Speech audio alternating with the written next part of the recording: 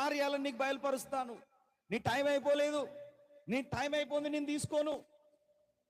చాలాసార్లు ముందే పోవాలని కోరుకుంటా ఉంటారు మనోళ్ళు.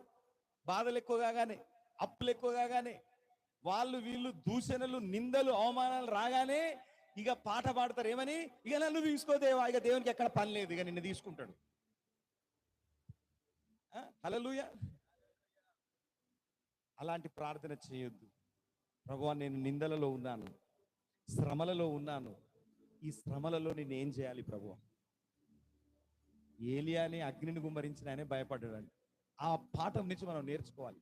కాబట్టి ఆయనను దేవుడు హోరేబు పర్వతానికి వెళ్ళు, నీతో నేను మాట్లాడతాను, నువ్వు ఇంకేం చేయాలి, నీ టైం అయిపోలే, you have to do so many things. ఇంకా ఎన్నో చేయాల్సింది ఉంది బిడ్డ నా కోసం. ఇప్పుడే చనిపోతా అంటున్నావేంటి? మనిషి కోసం చచ్చిపోతావా? పరిస్థితుల కోసం చనిపోతావా? నా కోసం బ్రతుకు.